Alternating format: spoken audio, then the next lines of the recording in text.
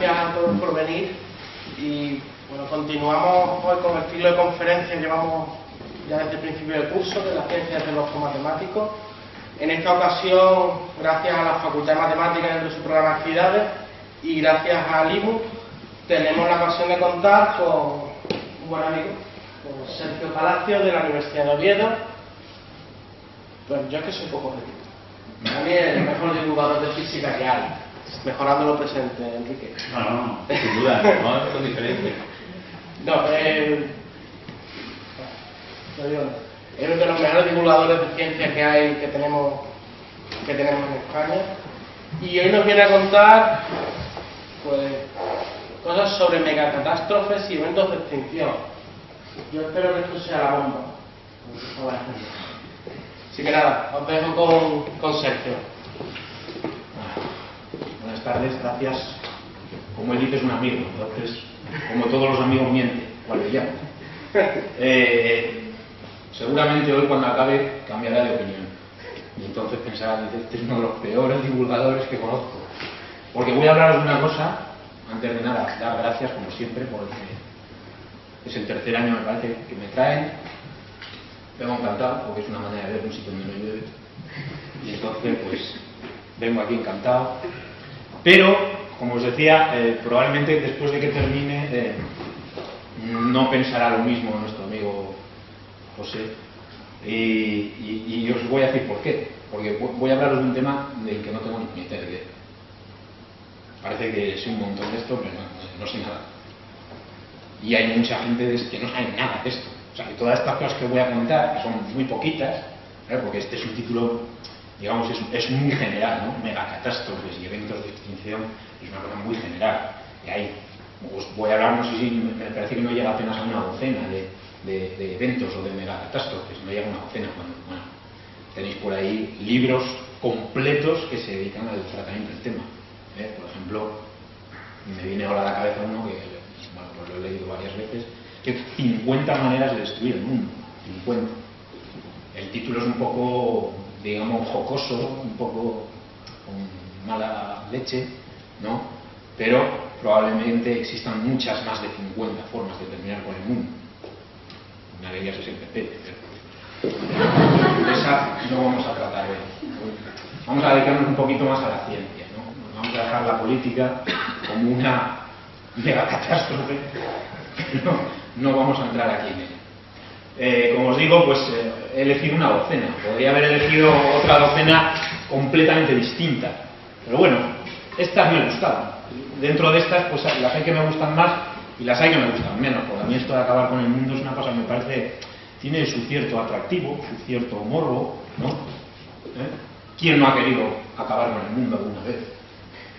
Bueno, pues vais a ver que es realmente difícil, obviamente. Acabar con el mundo es una cosa que no es fácil, no es fácil. ¿Por qué doy la charla o por qué he elegido esta charla?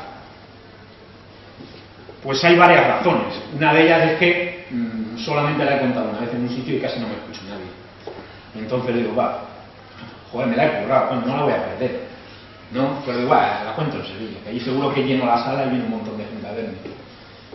Pero bueno, veis que me he equivocado otra vez. Pero bueno, es lo que hay.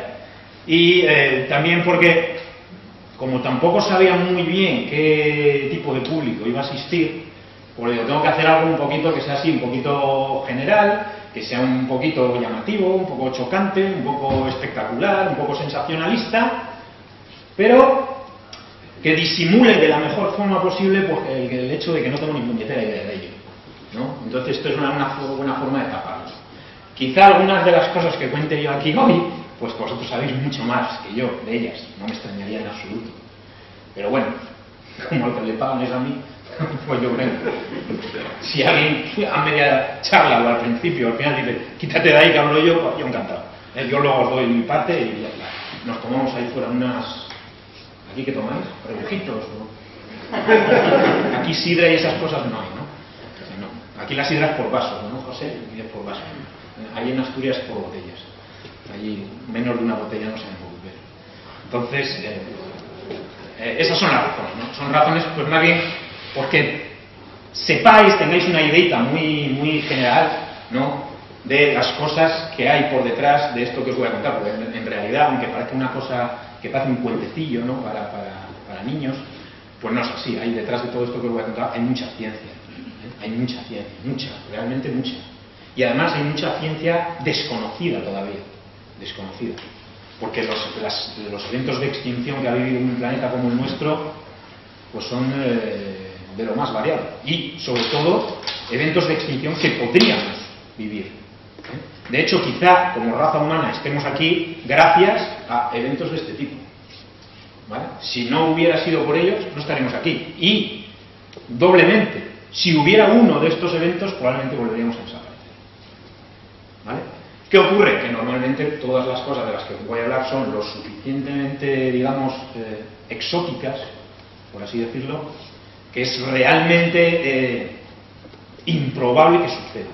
Es muy improbable, lo cual no quiere decir que sean imposibles. ¿Vale? Bueno, vamos a empezar, si os parece. He empezado, no sé, tampoco sabía muy bien qué orden darles, ¿no? Cómo ordenar las megacatástrofes de las que iba a hablar. Entonces he elegido un orden, podría haber sido cualquier otro, pero bueno, este es el que he elegido. También hay, como os he dicho ya, catástrofes o eventos de extinción que no he considerado aquí, pero bueno, si luego queréis hablar sobre alguno de ellos, pues si sé algo os diréis, si no, pues me callaré y agacharé la cabeza y me podréis dar todas las collejas que queráis. Estoy aventurado, o sea, llevo 25 años dando clase en la universidad y sé lo que son collejas psicológicas, físicas y de todo tipo, hasta burocráticas. Bueno, supongo que no habrá manera de apagar un poquito las luces estas aquí. Es que a mí siempre me siento más seguro en oscuridad, aunque solo sea la primera fila, para que se vea un poquito más.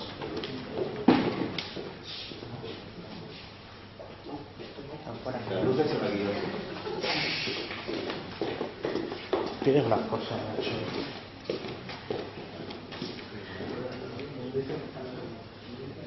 No, esa es la cosa de igual.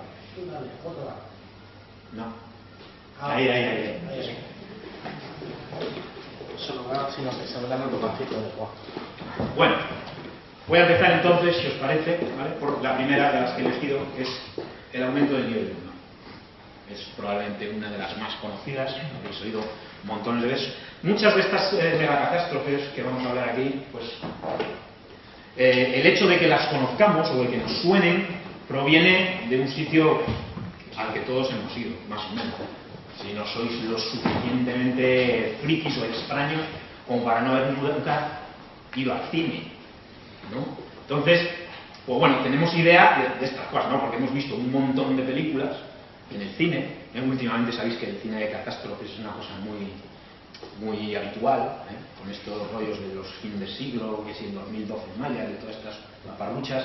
Pues entonces Hollywood dice, coño, aquí hay un filón.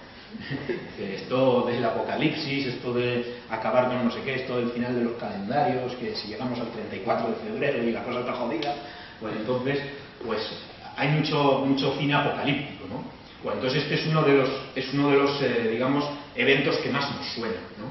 El aumento del nivel del mar. Bueno, y habréis visto películas, pues yo que sé, en las que aparecen pues imágenes muy típicas como estas, ¿no?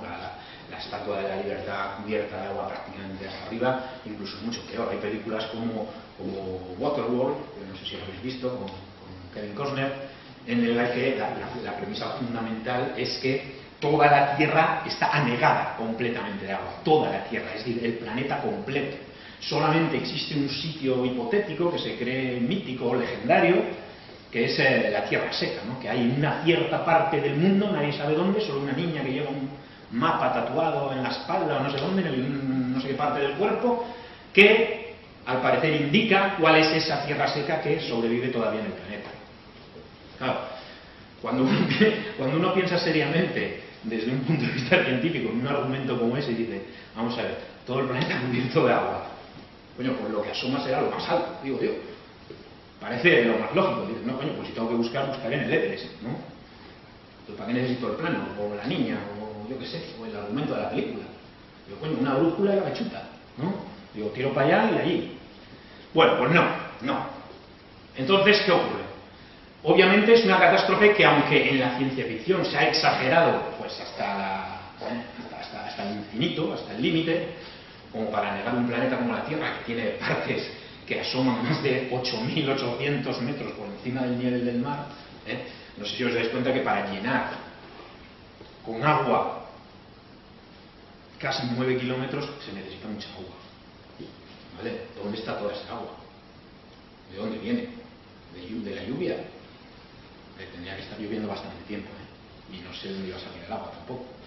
Pero bueno, si uno hace un cálculo muy sencillo, es un cálculo que suelo hacer con mis alumnos uno de los primeros días de clase, las cuestiones estas típicas de Fermi, que se llaman, estos problemas de servilleta, que es hacer en base a 4 suposiciones bastante razonables y lógicas, hacer unas cuestiones para resolver unos problemas que aparentemente son irresolubles, ¿no? Pues, por ejemplo ¿cuánto ascendería el nivel de los océanos en caso de que todo el hielo que existe sobre el planeta se fundiese?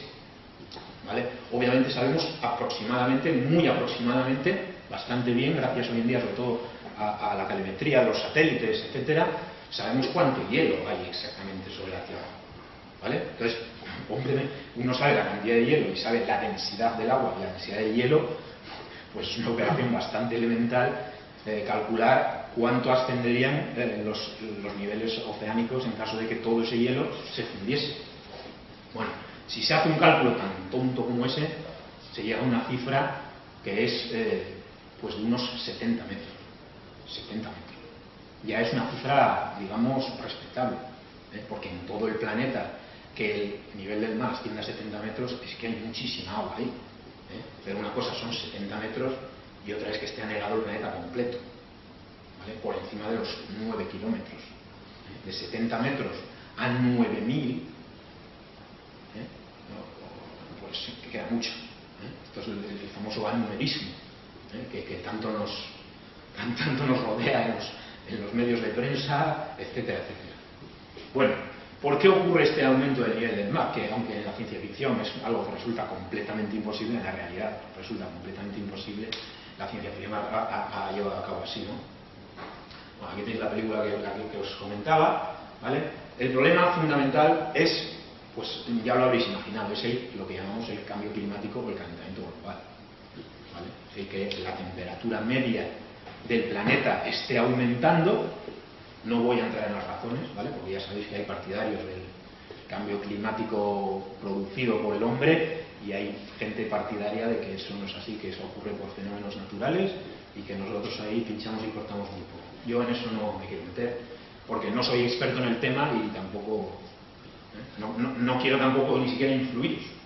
Las razones ahora dan igual, ¿vale? El caso es que obviamente si ocurre un aumento global de la temperatura del planeta, el hielo que existe sobre la superficie del planeta va a fundirse, obviamente, sobre todo si la temperatura aumenta por encima de un umbral suficientemente elevado. Bueno, lo que opinan los expertos de dónde estaría el problema fundamental, muchos de ellos están de acuerdo en que el problema sería Groenlandia, sobre todo. Si se fundiese el hielo que hay en Groenlandia, el nivel de los océanos, solamente con que se fundiera el hielo que hay en Groenlandia, el nivel de los océanos ascendería unos 6 metros o 7, 6 o 7. Sí, ¿por qué? Porque en Groenlandia se acumula el 10% de la cantidad de hielo que hay sobre toda la Tierra, ¿vale? Solamente en Groenlandia. Prácticamente el otro 90% está en la Antártida, ¿vale? Es decir, que entre la Antártida y Groenlandia está prácticamente todo el hielo del mundo. Hay una pequeña parte, pero muy pequeña en comparación con estas, que están en los glaciares de montaña, pero eso contribuye poquísimo, que quizá contribuya 1 metro o menos, ¿vale? Los otros 7 metros están aquí en Groenlandia y luego están unos 62, 63 metros si se fundiese todo el hielo de la Antártida. Bueno, sobre todo en la Antártida el problema es la parte occidental. Esta parte que tenéis ahí a la izquierda, esos colorcitos lo que representan es cómo ha ido disminuyendo la capa de hielo con el tiempo, ¿vale? Bueno, entonces esa parte de ahí que es más susceptible, esta de aquí, la parte occidental de la Antártida, pues solamente con que se derritiera parte de ella, eso contribuiría en una proporción casi idéntica a la de Groenlandia, a la de toda Groenlandia. Imaginaos si se fundiese todo el resto. ¿Vale? Ahora bien, ¿qué tiene que ocurrir para que pase eso? Pues obviamente las temperaturas tienen que elevarse por encima de un valor suficientemente alto. ¿Qué pasa? Pues lo de siempre, que no sabemos si eso va a ocurrir o no va a ocurrir, o puede ocurrir o puede ocurrir, o si es más probable o menos probable. Sabemos que es bastante improbable, pero también se desconocen muchas cosas. Se desconoce cómo sería el comportamiento de ese hielo a medida que aumentase la temperatura.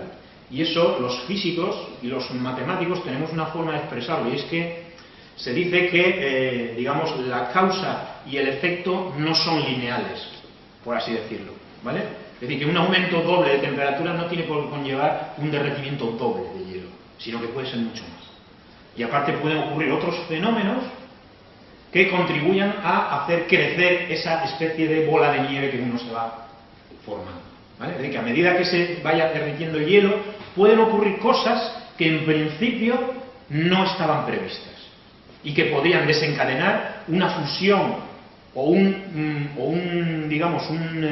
¿cómo es la palabra? Me viene a la mente, pero que se precipitara ese hielo que se encuentra sobre la superficie, que se precipitara al océano, ¿vale? Con lo cual contribuiría mucho más. Esto pasa, por ejemplo, cuando empieza a destruirse el suelo, con el arrastre de los glaciares, se va erosionando el suelo y muchos torrentes, muchos ríos subterráneos empiezan a arrastrar material, pueden arrojar grandes fragmentos de hielo que no necesitarían fundirse en el suelo, sino que se funden justamente al caer al mar. Y eso aumentaría enormemente el riesgo, ¿vale? Es decir, eso es lo que quiero decir, que no es lineal la causa y el efecto, ¿vale? Es decir, que fenómenos, digamos, aparentemente previsibles, podrían desencadenar otros que son imprevisibles, ¿vale? Y contribuir a que la fusión del hielo fuera mucho más acelerada de lo que se cree, ¿vale? Entonces, en eso los científicos hoy en día no están de acuerdo. ¿Y no están de acuerdo por qué? Pues porque como no ha ocurrido, no sabemos qué va a ocurrir exactamente en caso de que pasara esto, ¿vale? Bien, normalmente lo que está aumentando hoy en día, en la actualidad, el nivel del mar, está relacionado sobre todo con la dilatación del agua. Sabéis que el agua, cuando aumenta de temperatura, aumenta de volumen, ¿vale? Salvo que estéis por debajo de los 4 grados, que ocurre justo lo contrario, y por eso vuestras botellitas de agua que metéis en el congelador, cuando se congelan, quiebran, ¿vale? Porque el hielo tiene un volumen más grande que el agua líquida, ¿vale? Pero eso solo ocurre por debajo de 4 grados. Ese es el comportamiento que tiene el agua. Es un comportamiento peculiar y que gracias a él existe vida en el planeta, ¿vale? Porque si no fuera por esto, lo que ocurriría en los lagos, por ejemplo, es que el agua empezaría a congelarse por abajo, en vez de congelarse por arriba, ¿vale? Y entonces, al congelarse por abajo, se congelaría completamente el agua y toda la vida que hay ahí desaparecería. Al ser el hielo menos denso que el agua líquida, los lagos empiezan a congelarse por arriba, el hielo flota y protege la parte líquida del bajo, que queda líquida, y la vida puede mantenerse viva, ¿vale? Por eso se cree, entre otras cosas, que el agua es tan importante para la vida, además de otras cosas, pero esta es una de ellas, esta es una de las claves, digamos. Bueno, pues el aumento del volumen, debido al aumento de temperatura del agua, es lo que hace elevarse los océanos. También ocurre lo que os decía antes, la fusión del hielo de Groenlandia, de los glaciares y de parte de la Antártida. Solo que ese, evidentemente, es menos conocido, digamos, ¿vale? Lo que os decía antes, no se sabe muy bien si es causa humana, ¿no? O en qué porcentaje estamos ahí nosotros influyendo. Bueno, otro de las catástrofes, os voy a hablar un poquito nada más cada una. Yo lo que intento con esto nada más es abriros boca, que luego alguno de estos temas os interesa, pues os informáis, o yo si queréis os digo dónde podéis encontrar más información, pero simplemente quiero haceros una panorámica lo más amplia posible para que veáis qué tipo de cosas han sucedido o pueden suceder, ¿vale? En algunos casos han sucedido, ¿de acuerdo? Bueno, esto es lo que se llama la detención del flujo termohalino. Termohalino, pues es una palabra que está compuesta de otras dos, son termo y halino. Termo tiene que ver con la temperatura, halino tiene que ver con la salinidad, ¿vale? Así que es la influencia conjunta de la temperatura y de la salinidad del contenido en sal que tiene el agua de los océanos, ¿vale? ¿Qué pasaría si se detuviese ese flujo? Bueno, esto es lo que normalmente habéis oído hablar, yo que sé, en otras ocasiones como corriente del Golfo. ¿Qué pasaría si se cerrara la corriente del Golfo? ¿No? Y también hay películas que han tratado el tema. Por ejemplo, la de El día de mañana, que es una de las más recientes, trata un problema de estos, ¿no? Bueno, este mapa que tenéis aquí, un mapa global, un mapa mundi, ¿no? Lleva un código de colores que más o menos nos dice cómo es la temperatura de los océanos en nuestro planeta. Como siempre, el más anaranjadito, el más rojo, indica más caliente, y el más azulado indica el más frío, ¿vale? Obviamente, pues las aguas frías están en los polos, y luego tenéis las aguas cálidas típicas tropicales, ¿vale?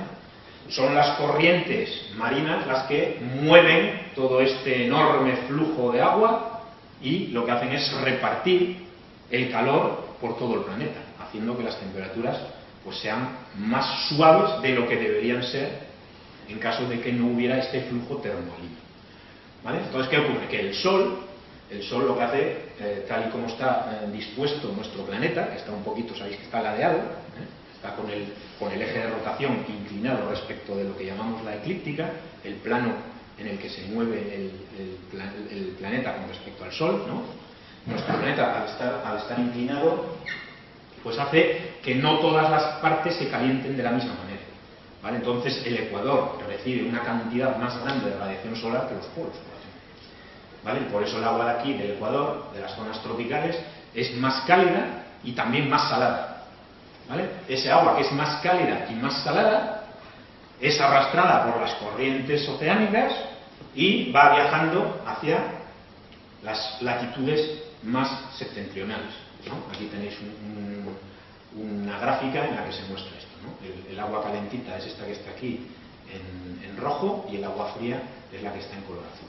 Esta es la forma más o menos esquemática de cómo ocurre este flujo de corrientes oceánicas en el mundo, ¿vale? Debido a eso, debido justamente a que el Sol calienta de forma distinta el agua de los trópicos que el agua de las latitudes más altas, ¿vale? Entonces este agua, que es más cálida y más salada, es arrastrada por las corrientes hacia las latitudes altas del Atlántico, por ejemplo, del Atlántico Norte, ¿vale?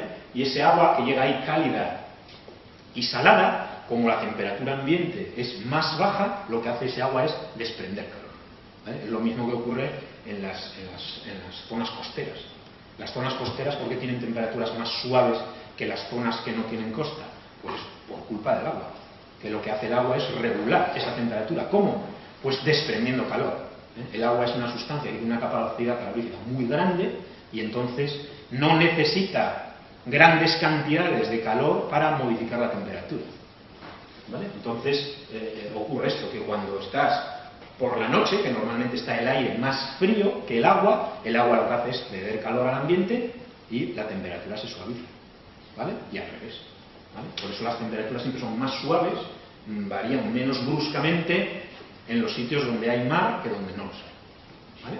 Bueno, pues ese agua cálida, os decía, esa agua cálida y salada que llega hacia las latitudes altas, cede el calor al aire y la temperatura en esos sitios, donde normalmente haría mucho más frío, asciende. Tienen temperaturas mucho más suaves. ¿Qué ocurre? Que ese agua, cuando cede el calor a la atmósfera o al ambiente, se enfría, y al enfriarse el agua lo que hace ¿qué es? Al enfriarse lo que hace es aumentar de densidad, lo que os decía antes del agua y el hielo. Se hace más densa al enfriarse y se hunde. Ese agua pasa abajo a las profundidades y vuelve a circular hacia las latitudes más bajas otra vez, ¿vale? Donde vuelve a comenzar el flujo otra vez en las aguas tropicales, ¿vale? Y ese flujo se va repitiendo a lo largo del tiempo y es lo que mantiene las temperaturas suaves en las latitudes más altas, ¿vale? Bien, ¿qué ocurriría si eso se detuviese? Si eso se detuviese, pues ¿qué ocurriría? Probablemente lo que ocurriría sería una nueva glaciación, ¿vale? Porque entonces esa transferencia de calor entre el agua caliente y la atmósfera no tendría lugar y entonces las temperaturas caerían hasta límites que tampoco se conocen demasiado bien. Es más, se cree que estos cambios no tendrían por qué necesariamente llevar mucho tiempo, sino que serían fenómenos relativamente rápidos, Es decir, que no estamos hablando ni de siglos, ni de miles de años, ni de cosas por el estilo. Probablemente serían unos pocos años o incluso menos. No se sabe, no se tiene demasiado claro. Bueno, os iba a decir otra cosa, pero se me fue el santo al cielo. No recuerdo cómo era. Ah, sí, claro. Obviamente, ¿por qué? ¿Por qué podría ocurrir esto? ¿Por qué podría cerrarse lo que llamamos la corriente del Golfo, que es la que mantiene estas temperaturas suaves en las latitudes altas con respecto a las que debería haber? Pues vuelve a pasar casi lo mismo que antes, con el aumento del nivel del mar. El problema fundamental es Groenlandia. Groenlandia, los científicos piensan que es el sitio clave para que se cierre la corriente del Golfo o no. Si se funde el hielo que hay en Groenlandia, tendríamos problemas, muchos problemas. ¿Por qué? Por lo que os decía antes. ¿Qué pasa si se funde el hielo que hay en Groenlandia?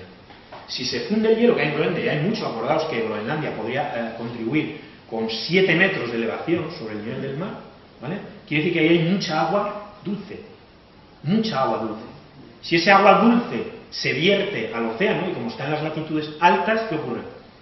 Que entonces lo que haría sería quitarle salinidad al agua salada, valga la redundancia, que provenía del Ecuador, ¿vale? Y eso haría que el agua no se introdujese a bajas profundidades y entonces la circulación se detendría, ¿vale? Ese es el problema, ¿de acuerdo? Aquí tenéis, fijaos, en esta gráfica tenéis la cantidad de hielo que se ha ido fundiendo, fijaos, desde el año 1992 hasta 2005, es decir, poquito más de una década. Fijaos, la parte rosadita era en 1992 y la parte roja más oscura ya es la parte del 2005. Es decir, que se está fundiendo hielo de Groenlandia a una velocidad nada despreciable. ¿Vale? Hay que tener mucho cuidado con lo que estamos haciendo y cómo lo estamos haciendo. Porque claro, si se detiene eso y empieza una nueva glaciación, fijaos la cantidad de cosechas que se perderían, la cantidad de recursos que se perderían, porque estamos hablando del Atlántico Norte. El Atlántico Norte tiene sitios muy claves para el desarrollo de la alimentación, de los transportes y de muchas otras cosas básicas en el mundo en el que vivimos hoy en día.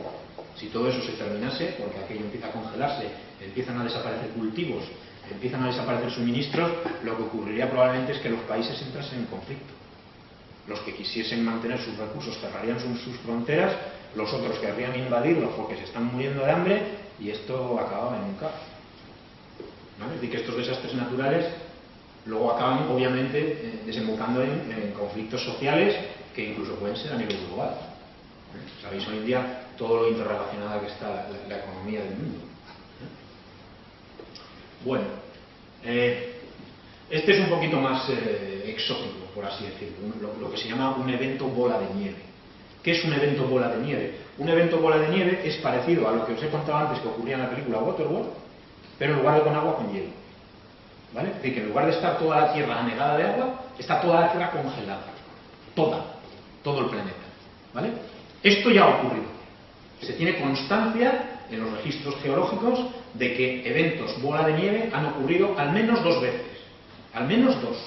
Se cree que alguna más, pero al menos 2.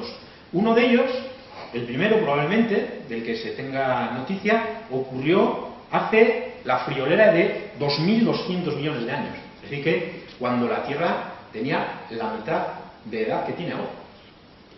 ¿Vale? Es decir, que hace muchísimo tiempo. La Tierra llegó a estar congelada completamente.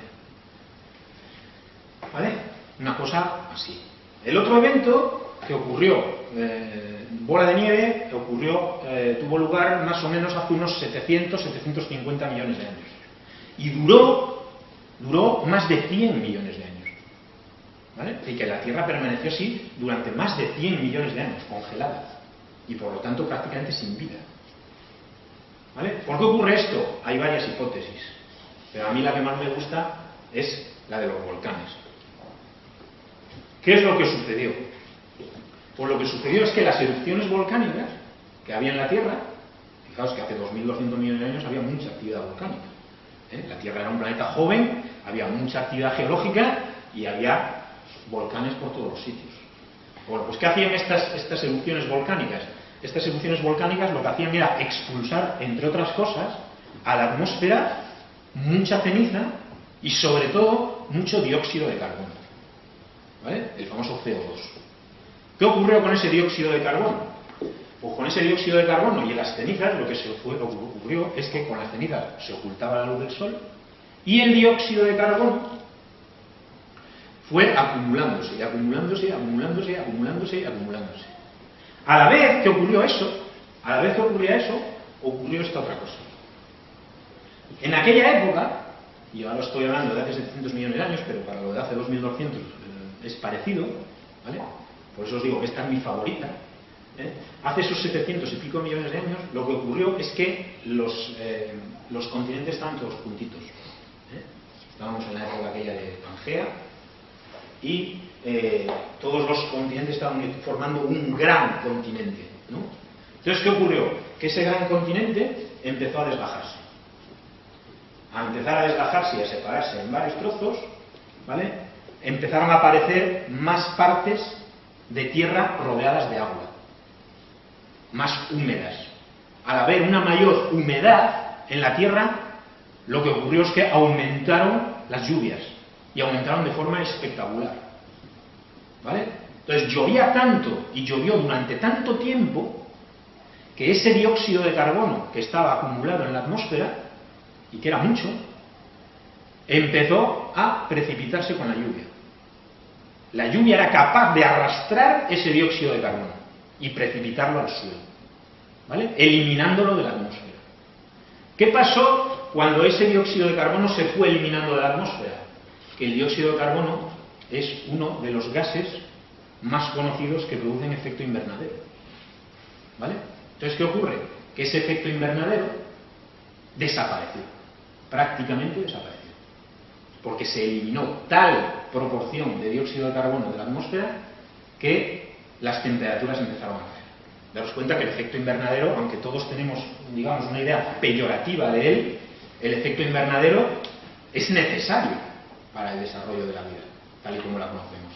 Si no hubiera efecto invernadero en nuestra atmósfera, la temperatura media de la Tierra probablemente sería 10-15 grados más baja de lo que es ahora, ¿vale? Es decir, que necesitamos un efecto invernadero natural.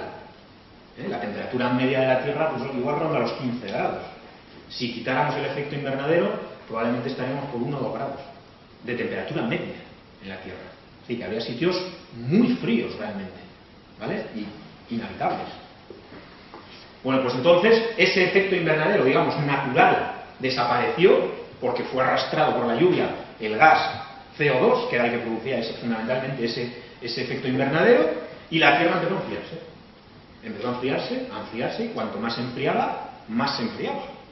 Pues se llama una bola de nieve, ¿vale? Bueno, entonces, ¿qué ocurrió? Pues que acabó por congelarse.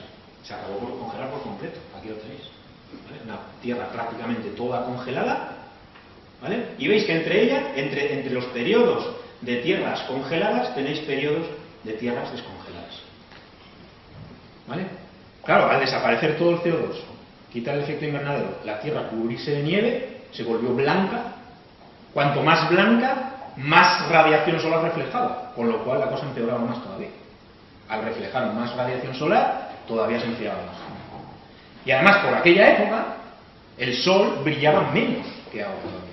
Porque nuestro Sol, como toda estrella que se encuentre en la fase en la que está ahora, que es lo que llamamos la secuencia principal, va evolucionando hacia la fase de gigante roja, ¿vale? Y entonces, ¿qué ocurre? Que la luminosidad va aumentando, ¿vale? Es decir, que nuestro Sol, digamos, cada vez calienta un poquito más. En esta época de aquí, el Sol tenía una luminosidad 6% menor que la que tiene ahora, ¿vale? Luego teníamos un Sol que calentaba menos, teníamos mucho menos efecto invernadero y encima la Tierra estaba cubierta de nieve, con lo cual reflejaba cantidad de la luz que recibía. El resultado fue lo que llamamos un evento bola de nieve, ¿vale? Prácticamente toda la vida se extinguió, salvo cosas muy elementales, ¿vale? Organismos muy simples, muy básicos, que podían sobrevivir congelados o muchos metros o kilómetros por debajo de la superficie, y aquí no estaba ni la pintura, ¿vale? ¿Cómo se deshizo eso? ¿Cómo hemos llegado hoy en día otra vez a no? ¿Cómo es que se ha producido una bola de nieve y no nos hemos quedado en ese estado? ¿Vale? Bueno, pues hay teorías que dicen, y que tienen que ver con lo que os decía antes, con los volcanes. Mientras la Tierra estaba cubierta de nieve, por debajo seguía habiendo actividad volcánica, porque las placas tectónicas seguían moviéndose. ¿Vale? Entonces había erupciones volcánicas que poco a poco, y por eso esto duró tanto, fijaos aquí, esto está hecho 716 millones de años, y estos son 630 millones de años. En ese periodo de tantos millones de años, ¿qué ocurrió? Que esas erupciones volcánicas fueron soltando poco a poco, dióxido de carbono, dióxido de carbono, dióxido de carbono, dióxido de carbono. Ese dióxido de carbono se fue acumulando otra vez en la atmósfera hasta que alcanzó unos niveles críticos o suficientes como para volver a producir el efecto invernadero. Al producirse otra vez el efecto invernadero, el hielo fue poco a poco desapareciendo. Al ir desapareciendo, la vida que quedó por debajo volvió a proliferar. Se encontró además con un planeta que estaba prácticamente vacío y tuvo un nicho para extenderse inmenso. ¿Con qué coincidió eso? Con lo que conocéis o habréis leído alguna vez que se llama la famosa explosión cámbrica, cuando la vida floreció de una manera brutal sobre la Tierra. Coincidió justamente con el final de este evento bola de nieve. Esa es la teoría. ¿Vale? Hay obviamente evidencias que parecen apoyarla, pero bueno, hay gente que al principio no se creía mucho este modelo. Bueno, esto es una imagen artística de cómo podría ser una Tierra bola de nieve hoy en día, ¿no? Hoy en día o en el futuro tuviéramos unas navecillas como estas aquí, pero bueno, es una representación artística más que nada. Bueno, esta foto da así un poco de, iba a decir de grima, pero me he acordado un poco de, entonces, no, da otra cosa. Ahí me ha dado grima. La destrucción de la capa de ozono. La destrucción de la capa de ozono es otra de las cosas que pues también habéis oído hablar, ¿no? Esta foto la verdad es que impresiona. Bueno, la capa de ozono, pues todos sabéis, me imagino, todos sabéis que es una región, digamos, de la estratosfera, ¿no? Que es la segunda capa, contando desde la superficie de nuestro planeta hacia arriba, ¿vale? De las varias que constan nuestra atmósfera. La más bajita, la de abajo, la que más cerca está de la superficie, es la troposfera, que se extiende hasta unos 15 kilómetros, una cosa así, y luego hasta unos 50 kilómetros se extiende la estratosfera, ¿no? Bueno, pues más o menos el 10% del ozono que hay en la Tierra está en la parte alta de la troposfera y el otro 90% está en la estratosfera, ¿vale? Y que la estratosfera, digamos, es la capa de cebolla más importante, la más influyente. Bueno, entonces, ¿qué ocurre con esa capa de ozono? En esa capa de ozono lo que hace es protegernos de la radiación ultravioleta que procede del Sol. ¿Vale? Sabéis que el Sol, además de darnos luz visible, nos da otro tipo de radiación. Nos da radiación infrarroja, que es el calorcillo que notamos, y también nos da otro tipo de radiaciones, que obviamente al estar fuera del rango visible, pues no las podemos ver, pero sabemos que hay evidencia de ellas. Una de ellas es la radiación ultravioleta. También recibimos rayos X, rayos gamma y otras cosas, pero bueno, de eso no nos vamos a preocupar ahora. ¿Vale? Bueno, esa radiación ultravioleta que nos llega se suele clasificar en tres tipos, lo que se llama la radiación UVA, ultravioleta A, ultravioleta B y ultravioleta C. ¿Vale? Cada una de ellas tiene una energía más alta que la otra. Es decir, la energía de la ultravioleta A es la más baja, la de la ultravioleta C es la más alta. ¿Vale? Es decir, que estos rayos tienen más poder energético que estos, por así decirlo. ¿Vale? Entonces, ¿qué ocurre? Que la radiación UVA penetra hasta la superficie. La UVB también. La UVC prácticamente se queda en la estratosfera. ¿Vale? Es decir, que esta de aquí es absorbida por el ozono. ¿Vale? El ozono, sabéis que son moléculas formadas por 3 átomos de oxígeno. El oxígeno normalmente forma moléculas diatómicas con 2 átomos, pero bueno, existen unas moléculas un poquito diferentes que están formadas por 3 átomos de oxígeno, que es lo que llamamos ozono. ¿Vale? Ese ozono es el que absorbe fundamentalmente este tipo de radiación, que es la más energética y por tanto la más peligrosa. ¿Vale? Y gracias a ello pues podemos vivir como vivimos. Si no fuera por esa capa de ozono, esta radiación UVC penetraría hasta la superficie y nos produciría cantidad de mutaciones genéticas, destruiría ADN y el número de cánceres sería probablemente intolerable.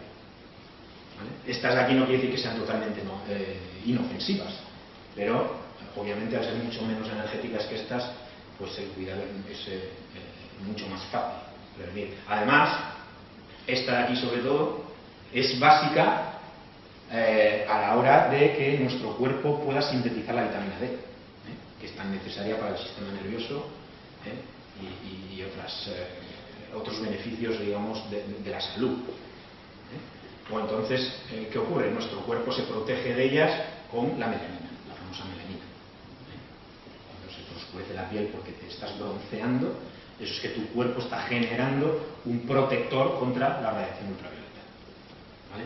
Por eso la gente que es tan blanquita pues, y que tiene problemas de melanina, pues hay que tener un cuidado especial. Bueno, ¿qué pasaría si no tuviéramos la capa de ozono? Pues lo que decía, esta radiación penetraría y produciría lesiones en la piel, produciría melanomas, cánceres, todo tipo de cosas muy nocivas. Aquí tenéis más o menos cómo actúa la destrucción del ozono. El ozono, una de las teorías, porque yo ahora ya últimamente he leído alguna otra, que me parece también un tanto, no sé, como no os digo que no soy experto, que yo de esto sé 4 cosillas, pues me parece un tanto chocante. Hoy en día hay gente que le atribuye la destrucción de la capa de ozono a los rayos cósmicos. En fin, no tengo opinión. No sé si alguno de vosotros sabéis más que yo no tengo opinión. Pero, digamos, lo más aceptado, por lo menos hasta hace bien poco, era esto, ¿no? Era el asunto de los famosos clorofluorocarbonos, los CFCs. Los CFCs que procedían sobre todo de la industria frigorífica, de la industria de la refrigeración industrial. Los sprays, los electrodomésticos con capacidad para refrigerar, etc. El famoso freón, ¿no? que utilizaban los frigoríficos.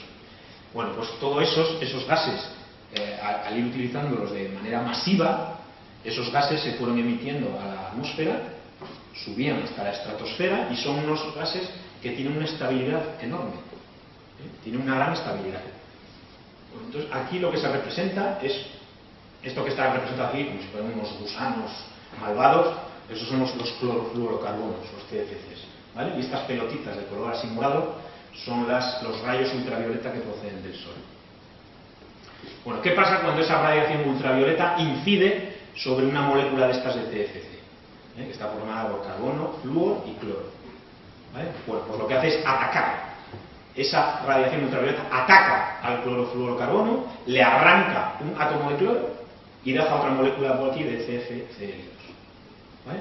Pero ¿qué hace este cloro que queda por aquí suelto? Este cloro que queda por aquí suelto lo que hace es atacar al ozono. Este Cl ataca al O3 y forma un óxido de cloro y libera una molécula de las normales de oxígeno, por así decirlo, de las que solamente tienen 2 átomos. Con lo cual, fijaos, una molécula inicial de CFC ha dado lugar a un cloro y ese cloro se ha cargado un ozono. Pero con una salvedad, con un detalle muy importante, que es que este cloro que se ha liberado de aquí se vuelve a recuperar. ¿Vale? Ese dióxido de cloro que ha aparecido aquí se combina con un átomo libre de oxígeno, que en la estratosfera también los hay, ¿vale? Y forma un oxígeno y se vuelve a liberar el cloro. Es decir, que este cloro que lo liberamos al principio vuelve a aparecer al final, después de haberse cargado el ozono. O sea, que te cargas el ozono y vuelves a recuperar el cloro. Con lo cual este cloro puede atacar otra vez a otra molécula de ozono. ¿Vale? Esto es lo que se llama una reacción con catálisis. Es decir, que se dice que el cloro actúa de catalizador. Es el que provoca y acelera la reacción química. ¿Vale? Bueno, se estima que un átomo de estos de cloro puede acabar con decenas o cientos de miles de moléculas de ozono antes de desaparecer. ¿Vale? Porque a veces, bueno, estas moléculas de aquí son pesadas y no pueden permanecer en la estratosfera un tiempo ilimitado. Llegan a caer a tierra otra vez. ¿Vale? Si sigues emitiéndolas, pues tienes el mismo problema, pero si dejas de emitirlas, con el tiempo acaban desapareciendo. Claro, es un tiempo prolongado, pero por lo menos sabes que no sigue aumentando el proceso de destrucción del ozono. ¿Vale? Bueno, aquí tenéis un par de representaciones de cómo ha ido evolucionando lo que se llama el agujero de la capa de ozono, que se forma fundamentalmente en las latitudes de la Antártida. Esto era por los años 70, que fue cuando más o menos se descubrió el asunto este del agujero de la capa de ozono, y esto es como estaba a finales de la década de los 80. Fijaos que la diferencia es considerable. Hoy en día, con la eliminación de los CFCs, que sabéis que en el año 86 creo que fue, 3 años antes de esta imagen, en el año 86 se firmó el famoso protocolo de Montreal, donde muchos países se comprometían a ir eliminando o eliminar los famosos CFCs y sustituirlos por otros.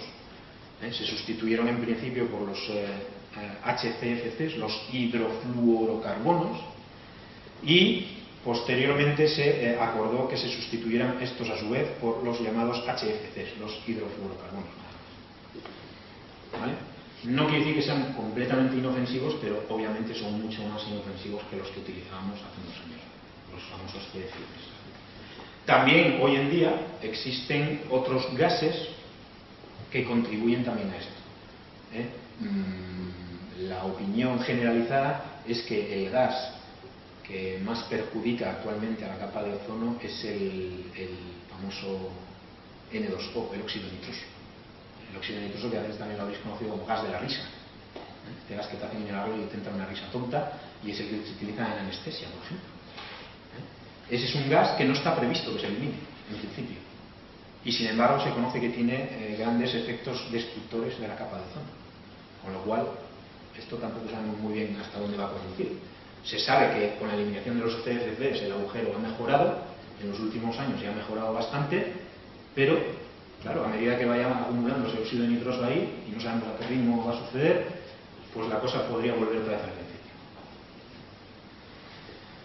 Bueno, voy a ver un poquito.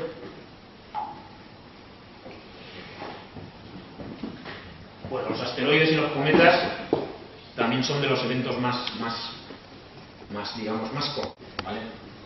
Bueno, asteroides y cometas. Si estas otras cosas que hemos hablado antes son más o menos improbables, con esto ocurre 3/4 de lo mismo. Lo que es seguro es que esto no es imposible. ¿Vale? Sí es improbable, pero no es imposible. De hecho, muchos científicos no siempre hacen la pregunta de ¿qué ocurrirá si cae un asteroide? Nos preguntan ¿cuándo va a caer un asteroide? O sea, si supiéramos la fecha, ¿tendríamos la solución o no? ¿Vale? Esa es la cuestión. La cuestión realmente es seria. Porque sabemos que piedras en la Tierra caen. De hecho, caen 100 toneladas diarias. ¿Vale? Este dato no lo conoce todo el mundo. Pero caen en la Tierra todos los días 100 toneladas de piedras. ¿Vale? Son muchas piedras diarias. ¿Vale? ¿Qué ocurre? Que esas piedras normalmente son pequeñas. Eso es lo que ocurre. Entonces, ¿qué pasa? Que toda piedra que sea más pequeña que más o menos un campo de fútbol se desintegra en la atmósfera. Fijaos lo importante que es nuestra atmósfera. ¿Vale? No sé si os imagináis una piedra del tamaño de un campo de fútbol y que solo desintegre el aire. ¿Vale? Para eso tiene que venir muy rápido, calentarse muchísimo, fundirse y desaparecer. ¿Vale? Las que caen a tierra, que es lo que llamamos meteoritos, tienen que estar por encima de ese tamaño, por encima de los 100-150 metros. La que produjo el evento de Tunguska, que seguramente habréis oído hablar, en el año 1908, ese se calcula que tenía unos 50 metros, esa piedra, y explotó en el aire. ¿Vale? Creo que acabó con más de 2 millones de árboles, de un pepinazo. Y era una piedrecita pequeña, es la mitad de un campo de fútbol. La mitad de un campo de fútbol. ¿Vale? Bueno, ¿de dónde proceden esos asteroides? ¿De dónde proceden esos cometas que podrían impactar potencialmente con nuestro planeta? Proceden los asteroides, obviamente, del cinturón de asteroides que están en las órbitas, entre las órbitas de Marte y Júpiter. Y los cometas proceden de un poco más allá, del cinturón de Kuiper e incluso de la nube de Oort. El cinturón de Kuiper es una región que está a unos 50 unidades astronómicas del Sol. Una unidad astronómica es la distancia media que hay entre la Tierra y el Sol. Si extendéis eso 50 veces, llegáis a un sitio que se llama el cinturón de Kuiper. Si os extendéis eso hasta el orden de un año luz, un año luz, que son unos 9 billones de kilómetros, una cosa así, eso se llama la nube de Oort. ¿Vale? Bueno, pues se cree que muchos de los cometas que llegan a nuestro sistema, al interior de nuestro sistema solar, proceden de esas zonas ahí, del cinturón de Kuiper o de la nube de Oort. ¿Vale? Bien. ¿Por qué se precipita uno de esos cometas hacia el interior? ¿O por qué estos asteroides alguna vez se cruzan con la órbita de la Tierra? Puede ser por muchas razones. Puede ser por la perturbación del movimiento del resto de los planetas, por influencia del Sol o por influencia de otros cuerpos que estén más allá del cinturón de Kuiper o de la nube de Oort. Podría pasar una estrella lo suficientemente cerca, digo de cerca entre comillas, para perturbar las órbitas de estos cuerpos y que estos cuerpos se precipitasen hacia el interior del sistema solar y llegasen a cruzarse con la órbita de la Tierra y producir un impacto, ¿no? Todos recordáis probablemente haberlo visto por televisión, por aquello fue súper célebre en la década de los 90, el impacto de los fragmentos del cometa Shoemaker-Levy 9 en Júpiter, no sé si lo recordáis, aquel que se fue partiendo en un montón de trozos y se precipitaron todos sobre Júpiter. Dejó huellas en la atmósfera de Júpiter que tenían tamaños más grandes que todo el planeta Tierra. Si una piedra de esa viene hacia nosotros, pues aquí no queda nada. ¿Vale? Por eso se cree que planetas como Júpiter favorecen la vida en los sistemas solares en los que pueda haber luz. Porque son planetas lo suficientemente grandes como para proteger a los más pequeñitos cuando uno de esos cuerpos extraños, digamos, penetra. Porque al tener una gravedad mucho más grande, es más fácil que sea atraído por ellos que por estos. ¿Vale? Entonces, una piedra de estas, cuando llega aquí, si no viene demasiado directamente de nosotros, puede ser capturada por Júpiter y librarnos a nosotros del embrollo. ¿Vale? Bien. Obviamente, las imágenes pictóricas estas que os dan muchas veces en el cine, de los asteroides, todo esto así, todo, que son como piedras todas muy juntas, eso es completamente irreal. ¿Vale? En el cinturón de asteroides, de hecho, en esta imagen anterior, aquí, fijaos que están aquí todos pintaditos ahí, esto parece que, bueno, parece esto una cantera. Eso es muy real. O sea, la distancia media entre dos piedras de esas puede llegar al 1.000.000 de kilómetros. O sea, que esto que veis aquí, de estar así amontonaditos, nada. ¿Vale? Bueno, aquí tenéis el típico cometa, ¿no? Un cometa es como una especie de, hay gente que le llama, está muy extendido el término este de bola de nieve sucia. Es como un pegote de hielo, roca, muy poco denso, ¿vale? Que siempre apunta con la cola en la dirección contraria del Sol debido a lo que se llama el viento solar. ¿Vale? Hay partículas aquí que se subliman y entonces vemos esta cola. A veces se ven dos, pero a veces se ve una. Bueno, ¿qué pasaría si impactara? Claro, si impacta, pues la cosa ya está bastante fastidiada. Si impacta, pueden ocurrir muchas cosas dependiendo de qué. Dependiendo de lo grande que sea la piedra, obviamente, de la velocidad a la que venga, de cómo sea el impacto y de alguna que otra variable. ¿Vale? Se estima que por encima de 6 kilómetros de diámetro, el evento de extinción es global. ¿Vale? Y aquí no queda prácticamente nada. El que acabó con los dinosaurios, o que se cree que acabó con los dinosaurios hace 65 millones de años, ese tenía entre 10 y 12 kilómetros de diámetro. Claro, es que es una piedra que cuando tocó la superficie de la Tierra todavía asomaba 3 kilómetros por encima del Everest. O sea que es una piedra grande. ¿De acuerdo? Esas piedras es imposible que se desintegren en la atmósfera. Imposible. ¿Vale? Entonces impactan y claro, cuando impactan producen montones de cosas. El impacto produce ondas de choque, produce incendios, produce expulsión incluso del magma, produce expulsión de muchísimos gases a la atmósfera, muchísimos escombros, eso tapa la luz del Sol, expulsa, como pasaba antes con los volcanes, gases de efecto invernadero, provoca cientos de miles de terremotos, provoca tsunamis, provoca absolutamente de todo. ¿Vale? Con el tiempo, a medida que se va esparciendo la capa de polvo por la atmósfera, las temperaturas empiezan a bajar, la Tierra empieza a congelarse, las plantas empiezan a morirse, después de las plantas mueren los herbívoros, después de los herbívoros mueren los carnívoros, y así sigue la cadena hasta que la extinción es completa. Bueno, habréis visto películas como esta, me imagino, ¿vale? Armagedón. En Armagedón, ¿por qué pongo la imagen? Pongo la imagen pues, por la solución que proponen. La solución que proponen cuando una piedra de este tamaño viene hacia la Tierra, ¿cuál es? Poner una bomba, obviamente. Joder, es una solución fácil, ¿no? Pones una bomba, te cargas el asteroide y todos están felices. Claro, eso es, digamos, razonable, pero es razonable hasta un cierto punto. ¿Hasta qué punto? Pues hasta que la piedra no es ni demasiado grande ni está demasiado cerca. En la película esperan a que esté a 4 horas de la Tierra. 4 horas.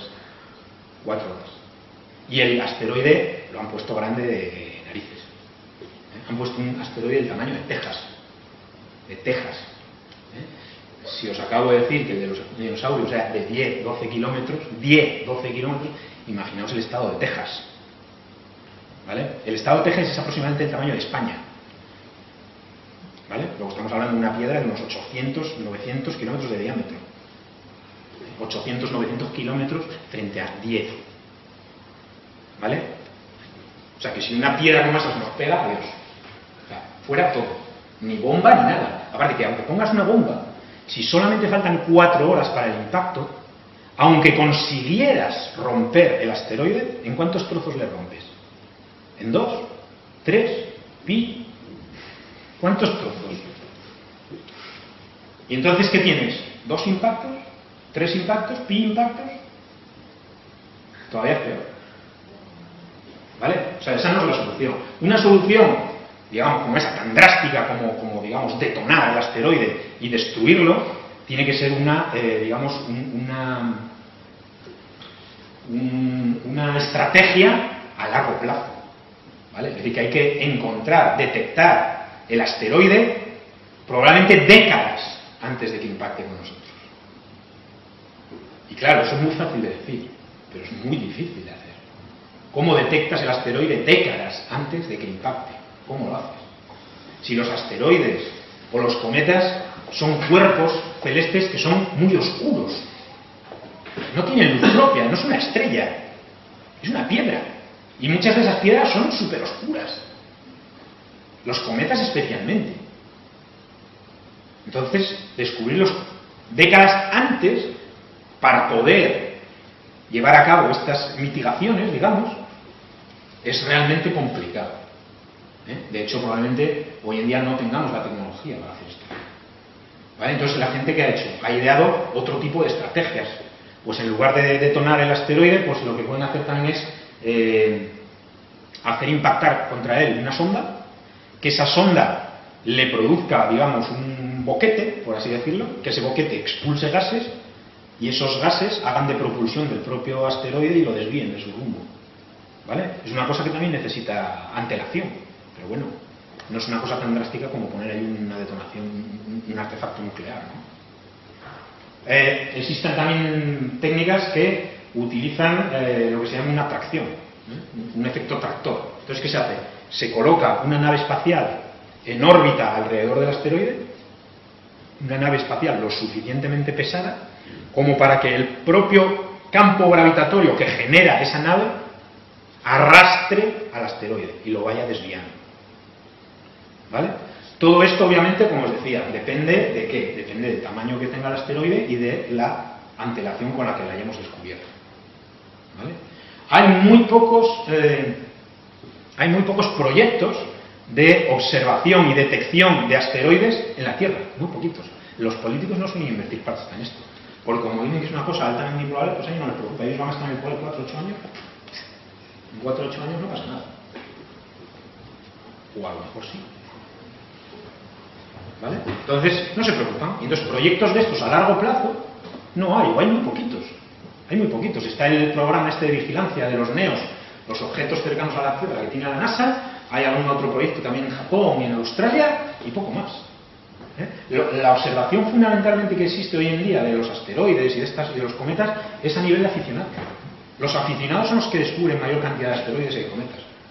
Pero claro, los medios que puede tener un aficionado en comparación con los medios que podría tener una NASA, una ESA, una asociación de estas, son ínfimos. ¿Vale? Entonces, sí que hay gente, hay ingenieros, hay gente trabajando en ideas, sobre todo en ideas, de cómo acabar con estas amenazas, porque es seguro que va a ocurrir, ¿vale? No sabemos cuándo, pero es seguro, porque la Tierra a lo largo de toda su historia ha recibido impactos, y tenemos muestras en el suelo de ello, ¿vale? Hay que idear estrategias para acabar con ellos. Que sean mejores o sean peores, eso lo dirá el futuro, pero lo que no puedes es cruzarte de brazos y decir, bueno, cuando caiga, caiga. Yo a lo mejor no estoy. Bueno, aquí tenéis lo que se llama la famosa escala de Turing. La escala de Turing es una clasificación de los eventos que podría producir uno de estos asteroides o cometas si impactase potencialmente con la Tierra, ¿vale? Es una escala que va desde el 0 y el color blanco hasta el 10 y el color rojo. Es una escala numérica, pero también cromática, ¿vale? El color también indica cosas. Es una escala, fijaos, cada punto lleva una descripción más o menos detallada y está elegida con especial cuidado, es decir, que esto que pone aquí no es cualquier cosa, ¿vale? Bien, obviamente, digamos, la ausencia de peligro total es el 0, mientras que el 10 representa una colisión cierta y un evento de extinción global, ¿vale? Y que esto es lo peor que nos puede pasar y esto es lo mejor, ¿vale? Todos los asteroides y cometas que hoy en día tenemos controlados y catalogados, todos están en este nivel, ¿vale? ¿Alguna vez alguno ha llegado aquí? ¿Qué ocurre? Que cuando llegan aquí, normalmente, como dice aquí, dice nuevas observaciones telescópicas muy probablemente hagan que este número se reasigne otra vez a este, ¿vale? Es decir, que cuando tú determinas inicialmente la órbita y las características de ese cuerpo que podría impactar con la Tierra, cuando vuelves a observarlo un tiempo después y determinar con mayor precisión sus parámetros de movimiento y demás, normalmente la probabilidad disminuye y vuelves a pasar, ¿vale? Eso es lo que ocurrió, por ejemplo, con el Apophis este famoso, ¿eh? Si visteis hablar alguna vez de él, Apophis llegó al nivel 1, me parece. No estoy muy seguro si llegó al 2, creo que no. Pero bueno, de todas formas es igual, porque el 2 vuelve a poner lo mismo. New telescópico, nuevas observaciones telescópicas, pues lo volverían a reasignar otra vez al nivel 0. Aunque hubiera llegado aquí, ¿vale? Las observaciones que se hicieron después volvieron a pasar de página, ¿vale? ¿De acuerdo? Bueno, entonces, obviamente, ¿qué es lo importante de esto? Lo importante es tener controlados los asteroides cuyas órbitas se cruzan periódicamente o menos periódicamente con la Tierra, tener controladas esas órbitas, los parámetros de esas órbitas, saber por dónde van a pasar y en qué situaciones y en qué época, ¿vale? Como nos metamos aquí, adiós. Bueno, esto es lo que os decía antes, ¿no? El típico tractor, ¿no? Una sonda que lo que hace es controlar el asteroide, ¿no? Puede impactar en él, producir chorros que lo desvíen, puede orbitar alrededor de él y desviándolo, etcétera, dependiendo, como siempre, del tamaño, velocidad, dirección y antelación, todas estas cosas. Igual voy un poco más de tiempo. Igual esto de la tormenta solar me lo salto, porque es más conocido, ¿no? Vamos al desplazamiento polar, que está muy divertido. Bueno, esta imagen que tenéis aquí corresponde a una novela de Julio Verne, muy entretenida, muy chula, la recomiendo a la gente joven. Se llama El secreto de Maston. El secreto de Maston es una novela en la que una serie de personajes lo que quieren hacer es pegarle un cañonazo a la Tierra para inclinar su eje de rotación. Al inclinar el eje de rotación, los polos cambian de sitio, se funden y dejan al descubierto el mineral que hay debajo con el que pueden enriquecerse, ¿vale? Esa es la idea. Pero nosotros vamos a la ciencia. ¿Se puede desplazar realmente el eje de rotación de la Tierra? ¿Se ha desplazado alguna vez? ¿Qué pasaría si se desplazara? Bueno, aquí tenéis, ¿eh? Aquí está representado, fijaos, aquí esta línea, la horizontal, representaría lo que se llama el plano de la eclíptica, ¿vale? Es el plano que estaría la Tierra y el Sol, ¿vale? Pero lo que ocurre es que nuestro planeta está ligeramente tumbado, ¿eh? Está rotando alrededor de este eje que pasa por aquí, ¿eh? Bueno, al ángulo que forma el eje de rotación y el eje que es perpendicular a la eclíptica se le llama la oblicuidad, ¿vale? Y mide un ángulo que son unos 23 grados y medio. Es lo que se llama la oblicuidad de la eclíptica, ¿vale? Gracias a esa inclinación, en la Tierra tenemos las estaciones, ¿vale? Hay planetas que no tienen oblicuidad en la eclíptica y por lo tanto las estaciones son dos, verano e invierno, punto. porque durante la mitad del año el Sol pega directamente en una cara y durante la otra mitad pega en la otra. ¿Vale? Eso ocurre, por ejemplo, con Júpiter. Y luego hay planetas que están tumbados al revés, que la oblicuidad es de 90. Están tumbados, completamente tumbados, como por ejemplo Urano. ¿Vale? Bueno, ¿qué pasa con esta inclinación, con esta oblicuidad? Pues esta oblicuidad no es fija. Es decir, estos 23 grados y medio que yo pongo aquí no son siempre esos 23 grados y medio. Es decir, que este eje de rotación está bailando con el tiempo. Hace pequeños bailes, pequeñitos, ¿vale? Pues sí, suele oscilar entre los 22 grados y los 24 y pico, por ahí, ¿vale? Es decir, tiene una oscilación de 2 grados y pico total. Pero es una inclinación que, aunque sea muy pequeñita, que sea una variación muy pequeña, es muy importante. Es muy importante porque hay gente que cree que esa inclinación ha intervenido o ha influido de forma decisiva en cambios climáticos que han ocurrido en la Tierra y drásticos. ¿Vale? Bien. ¿Qué ocurre cuando se inclina eso o cuando disminuye? Por ejemplo, cuando la oblicuidad disminuye, lo que ocurre es que el Sol calienta más en las latitudes más altas que en las otras. Y entonces, ¿qué pasa? Que los veranos se hacen más cálidos y los inviernos más fríos. Cuando la oblicuidad disminuye, ocurre justo lo contrario. ¿Vale? Hoy en día estamos en el camino hacia la oblicuidad que disminuye. ¿Vale? Es decir, que esos 23 y pico que tenemos ahora mismo se están disminuyendo, van hacia los 22. El periodo con que ocurre esta oscilación del eje de rotación de la Tierra es de unos 40.000 años. ¿Vale? Es decir, que estamos a unos 10.000 de llegar al mínimo. ¿Vale? Luego pasarán otros 40.000 hasta que se vuelva a producir esto. Bueno, ¿qué ocurre con esa inclinación? ¿Por qué es realmente tan importante? Pues es muy importante por culpa de esto que tenéis aquí. Por culpa de la Luna. ¿Vale? La Luna es la que ejerce la influencia más importante en la inclinación de ese eje de rotación, en la oblicuidad de la eclíptica. Si no fuera por la Luna, el eje de rotación de la Tierra pegaría bailes que podrían llegar hasta casi los 60 grados. Y como llegues a los 60 grados, adiós. Porque se cree que por encima de los 54, me parece que son, por encima de los 54 grados, si esos 23 y pico que os he puesto antes fueran 54, la temperatura sobre la Tierra podría superar los 80 grados. ¿Vale? Y coño, Sevilla es calentita en verano, pero ponle 80.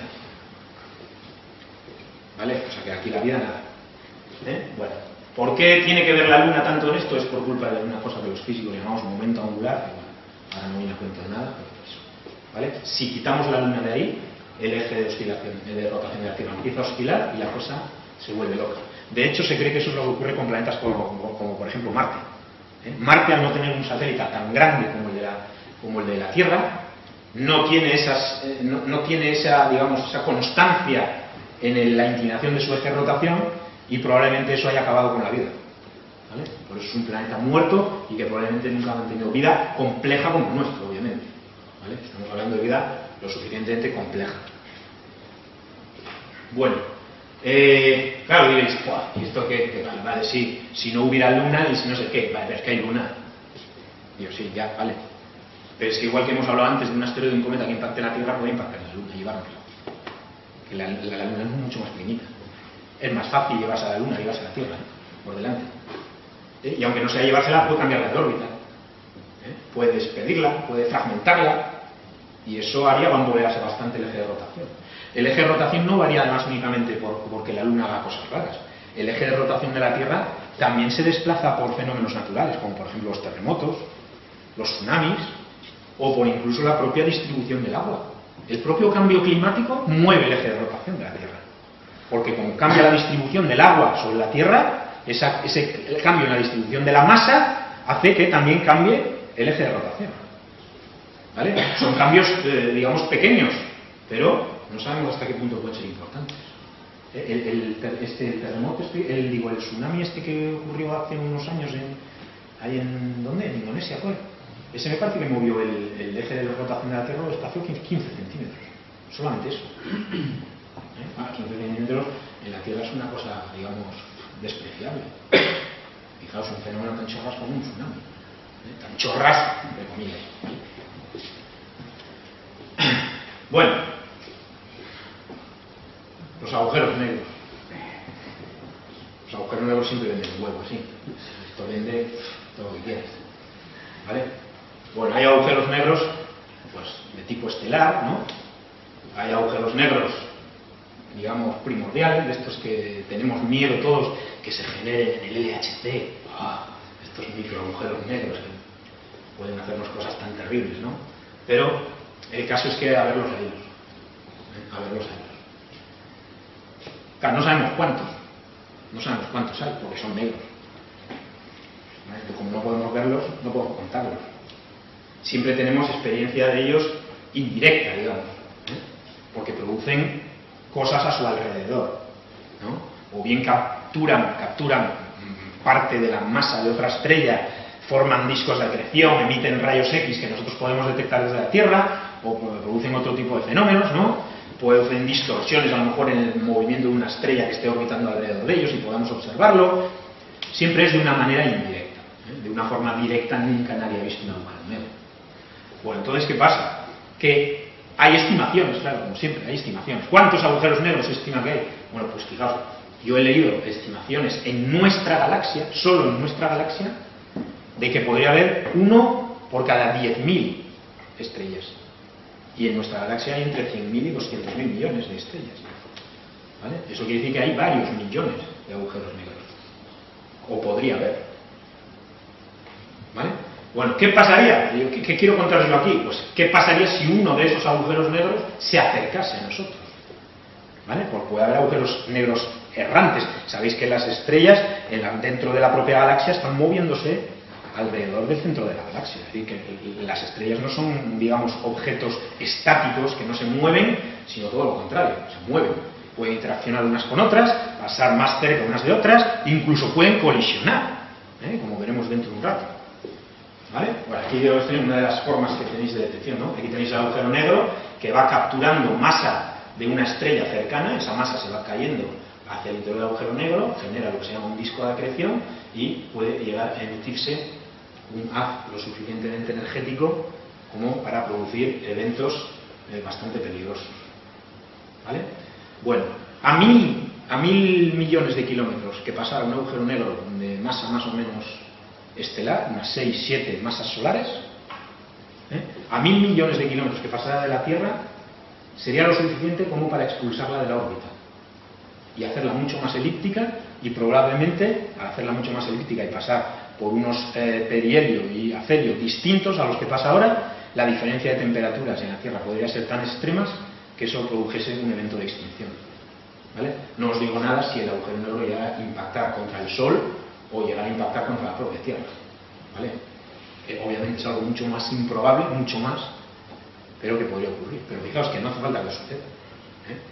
Porque con que pase a 1.000 millones de kilómetros y tenga un tamaño no demasiado grande, los efectos que puede producir ya son considerables. ¿Vale? Puede, eso que os decía, o bien hacer la órbita que sea más elíptica y con ello producir cambios de temperatura extremos, o incluso si pasara más cerca, podría incluso expulsar a la Tierra del sistema solar. ¿Vale? Y quien dice la Tierra puede decir a otros planetas. Y que esos otros planetas, al desplazarse, produzcan otras perturbaciones en otros sitios, o que el propio agujero negro produzca perturbaciones, aunque pase suficientemente lejos, pero produzca perturbaciones en la nube de Oort, el cinturón de Kuiper, y lo que haga es lanzar contra nosotros un montón de asteroides o cometas, lo que se llama una lluvia de cometas. ¿Vale? Luego están los agujeros negros del LHC, los agujeros negros artificiales, por así decirlo, los que producimos nosotros. ¿Vale? Bueno, los más típicos son los del LHC. Todos habréis oído hablar que si se generaran en el LHC esos famosos agujeros negros que se cree que se podían generar, cosa que no es tan sencilla, porque para ello habría que admitir ciertas cosas, ¿vale?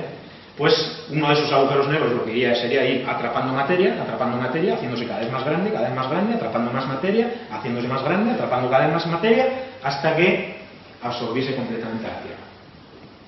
¿Vale? Para ello tendríamos que alcanzar, digamos, energías que no están al alcance de los aceleradores que tenemos hoy en día. Estos trabajos ya los hicieron Stephen Hawking y su colaborador en los años 70. Hicieron los cálculos para ver si era posible generar agujeros negros, que llaman primordiales, ¿vale?, que fueran capaces de terminar con la Tierra. Llegaron a la conclusión de que no, serían unos agujeros negros tan diminutos y se evaporarían a una velocidad tan grande que no tendrían prácticamente tiempo de atrapar nada, ni siquiera un protón. ¿Vale? Creo recordar que el tiempo de vida de unos agujeros negros de estos que habían calculado era de unos 10 elevado a menos 26 segundos. O sea, es una cosa absolutamente ridícula de pequeña. ¿Vale? Bien, ¿por qué hoy en día se cree que sí podría ocurrir esto? Bueno, pues porque los cálculos de Stephen Hawking, obviamente en los años 70, estaban basados en el modelo de la relatividad general. ¿Vale? Cuando no se tiene en cuenta ese modelo, sino que se acude a teorías o a modelos diferentes, como la teoría de cuerdas, pues se encuentra que podrían existir otras dimensiones distintas de las que conocemos, la X, Y, Z y el tiempo, ¿vale? Esas cuatro, que son las habituales, podrían existir otras dimensiones, lo que se llaman dimensiones extras, y que esas dimensiones extras tuvieran unos comportamientos que hicieran que la gravedad no siguiera las leyes de la relatividad, exactamente, ¿vale?, pero que fueran capaces de hacer que esos agujeros negros vivieran un tiempo más grande y fueran capaces de generarse a energías más pequeñas, a energías alcanzables por los aceleradores de partículas de los que disponemos. ¿Vale?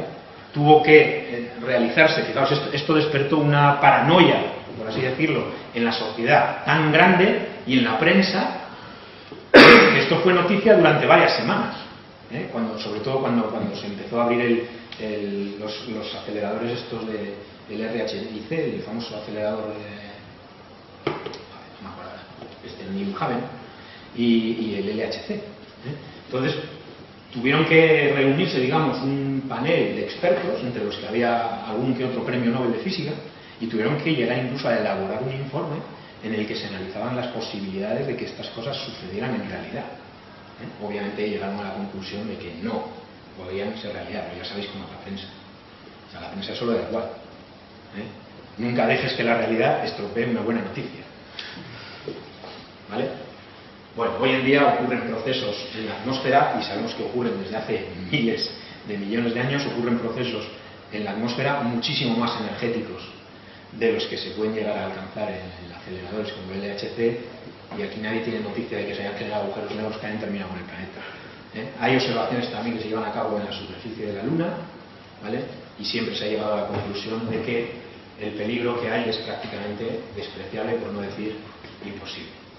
Bueno, aquí tenéis las colisiones solares, que también os he hablado un poquito. ¿Qué pasaría si el Sol colisionara con otra estrella, con un agujero negro o con cualquier otro cuerpo que se dirigiera hacia el interior de nuestro sistema solar? Bueno, aquí existen muchísimas posibilidades.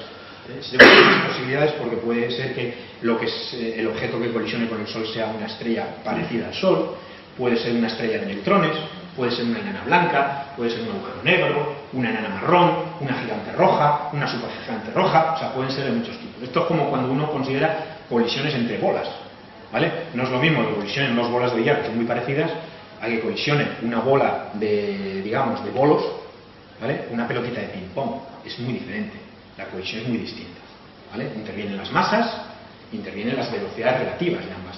No es lo mismo que el choque sea frontal a que sea lateral, lo que los físicos llamamos el parámetro de impacto. Son cosas muy distintas. Bueno, entonces uno de los más llamativos, si ya hemos hablado del agujero negro y estas cosas, lo que haría, uno de ellos, ¿qué pasaría si una enana blanca chocara, por ejemplo, contra el Sol? ¿Vale? Entonces hay simulaciones por ordenador, porque obviamente fenómenos de estos nadie los ha visto tampoco, ¿vale? Ver colisiones entre estrellas es una cosa extrañísima. Las estrellas están lo suficientemente lejos siempre unas de otras como para que no lleguen a colisionar directamente. Los eventos de colisión de estrellas ocurren muy raramente y tienen que ocurrir siempre en sitios o en lugares donde la densidad de estrellas sea mucho más alta de lo normal. Esto ocurre a veces en lo que se llaman cúmulos globulares. Los cúmulos globulares, donde el apiñamiento de las estrellas es mucho más grande que en el resto de la galaxia, ahí sí que se ha observado alguna que otra vez, o por lo menos se tiene evidencia de que han ocurrido colisiones estelares, pero muy raramente. ¿Vale? Bueno, pues si una enana blanca, que es esto que tenéis aquí, viniera directamente contra el Sol, prácticamente esto sería como una bala que atraviesa una manzana, prácticamente igual. ¿Vale? Llegaría, se pegaría el tortazo, lo atravesaría, el Sol explotaría hecho mermelada, mermelada solar, ¿vale? Y la enana blanca pasaría como si tal, y seguiría su camino. La enana blanca prácticamente sí se enteraría. Se cree que atraparía un poquito de nitrógeno allí en la atmósfera, que procede de las capas más profundas del Sol, y hasta luego. La enana blanca tan feliz y nosotros sin Sol. Los destellos de rayos gamma, otras de las cosas que son de verdad. Estos se dice que son los fenómenos más energéticos del universo. Tampoco se entienden muy bien. Hoy en día hay hipótesis, hay más o menos modelos que permiten o que se ajustan más o menos a lo que se observa, pero que tampoco uno está muy seguro de ellos. ¿Qué es un destello de rayo gamma? ¿O cuándo ocurre un destello de estos de rayos gamma? Pues ocurre, sobre todo lo que se cree hoy en día es que ocurre cuando chocan dos estrellas de neutrones. Cuando dos estrellas de neutrones chocan una con la otra, están lo suficientemente cerca para que sus campos magnéticos, que son muy poderosos, interaccionen, ¿vale? Empiezan a fundirse, acaban formando una sola, un agujero negro en el centro, con gran expulsión de masa alrededor, y ese agujero negro que se pone a rotar, a lo largo del eje de rotación, emite dos pulsos, o un pulso, en esta dirección, en la dirección del eje de rotación, un pulso muy energético de radiación gamma. Si ese pulso de radiación gamma da la casualidad que apunta hacia la Tierra, adiós. ¿Vale? Porque un pulso de esos, fijaos, esto está hecho en una simulación de ordenador y fijaos, ¿cuándo empieza la simulación y cuándo termina? Al cabo de unos 26,5 milisegundos. ¿Vale? Es decir, que es una cosa realmente rápida. Si las estrellas de neutrones están lo suficientemente cerca, la cosa va rápido. Bueno, pues un evento de estos, un evento de GRB, que se llaman los Gamma Ray Burst, los destellos de rayos gamma, eso suelen clasificarse en dos tipos, en los que duran menos de 2 segundos y los que duran más de 2 segundos. ¿Vale? Estos que están producidos por el choque de dos estrellas de neutrones siempre son inferiores a 2 segundos. Es decir, que esta radiación que se emite por aquí dura menos de 2 segundos. En esos 2 segundos o menos se emite más energía de la que emitiría el Sol en toda su vida. Y la vida del Sol son unos 10.000 millones de años. ¿Vale? Bueno, pues en menos de 2 segundos se emite más energía.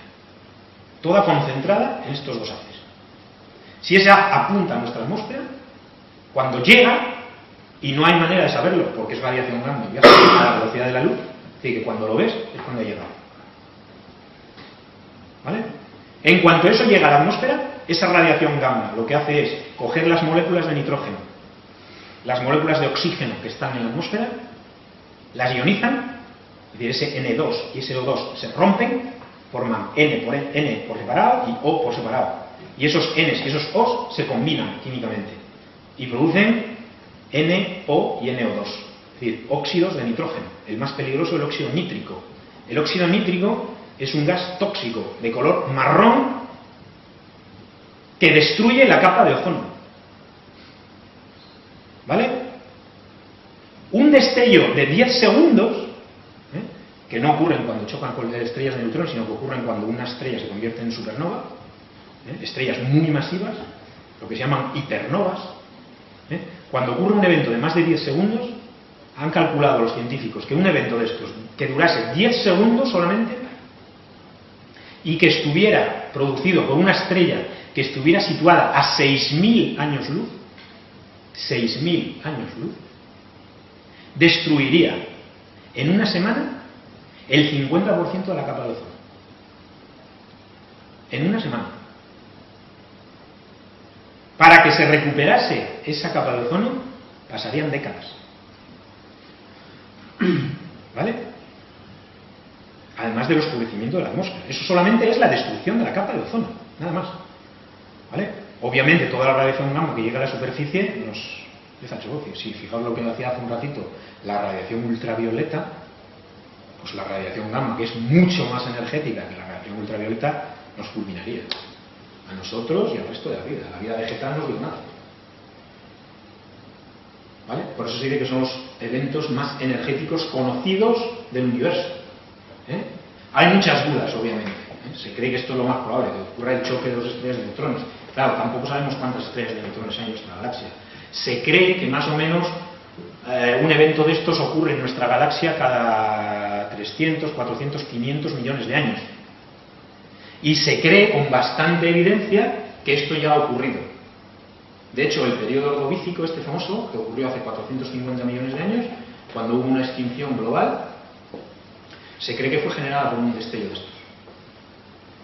Y en el año 775 aproximadamente, salió un artículo este año todavía, en enero creo, hay una hipótesis que concuerda bastante bien con las observaciones experimentales, porque se han observado, por ejemplo, la acumulación de carbono 14 y de berilio 10, que son dos isótopos del carbono y del berilio que son radiactivos.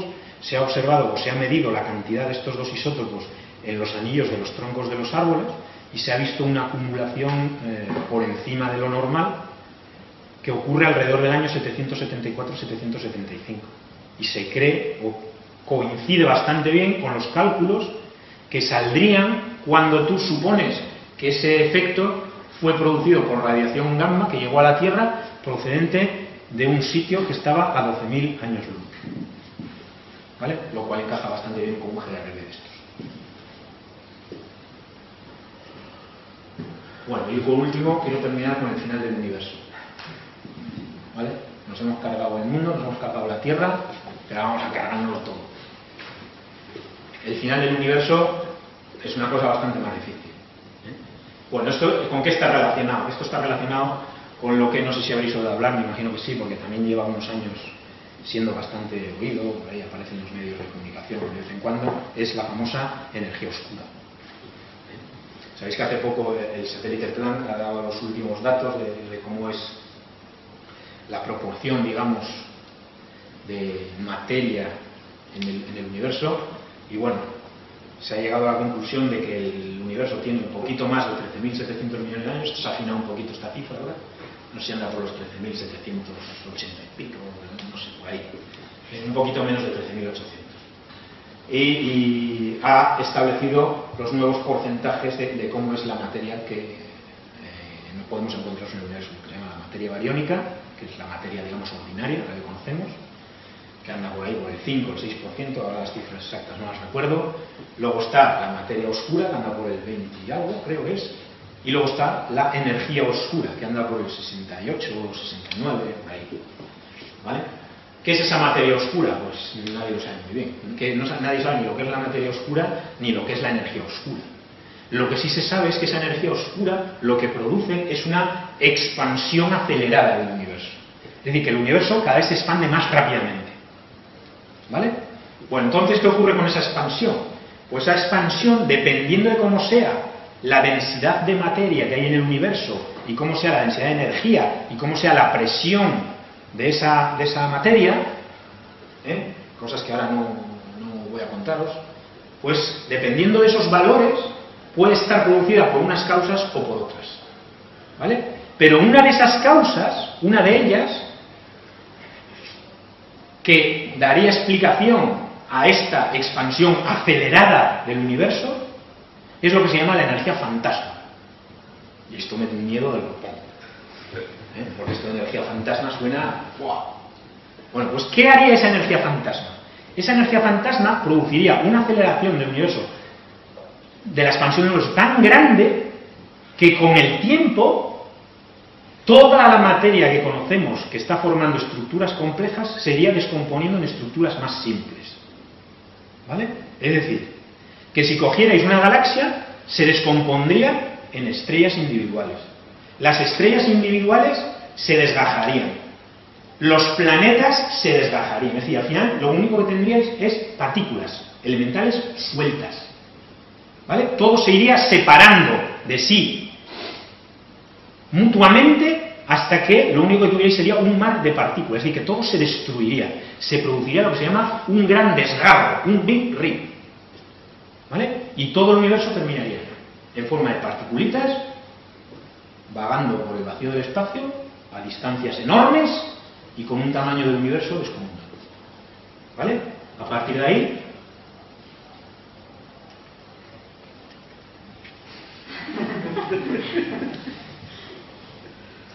y aquí acaba esto. Hemos acabado con el universo, ya no puedo seguir hablando. No estoy aquí.